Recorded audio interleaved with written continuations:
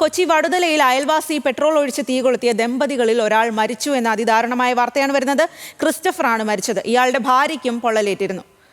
ദമ്പതികളെ തീ കൊളുത്തി ദേഹത്ത് പെട്രോൾ ഒഴിച്ച ശേഷം അയൽവാസി വില്യംസ് തൂങ്ങി മരിച്ചിരുന്നു.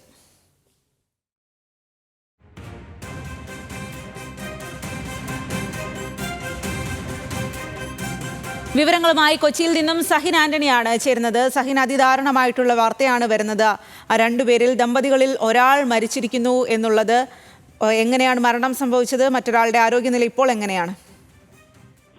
സ്വാതി, ഇന്ന് 6:02 ഈ ക്രിസ്റ്റഫർ എന്ന് പറയുന്ന വ്യക്തി മരണപ്പെട്ടത്. അദ്ദേഹം കഴിഞ്ഞ ദിവസം ഭാര്യയും മൊത്ത് സഞ്ചരിക്കവേ വീടിന് സമീപത്ത് വെച്ച് അയൽവാസിയായ വില്യംസ് അദ്ദേഹത്തിന്റെയും ഭാര്യയുടെയും ദേഹത്തേക്ക് പെട്രോൾ ഒഴിക്കുകയായിരുന്നു. പിന്നീട് തീ കൊളുത്തിയ ശേഷം വില്യംസ് ആത്മഹത്യയും ചെയ്തു.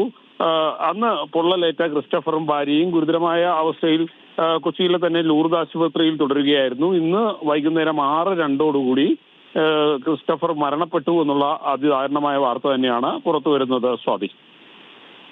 ശരി സഹീൻ, കൊച്ചി വടുതലയിൽ അയൽവാസി പെട്രോൾ ഒഴിച്ച് തീ കൊളുത്തിയ ദമ്പതികളിൽ ഒരാൾ മരിച്ചു. ക്രിസ്റ്റഫറാണ് മരിച്ചത്.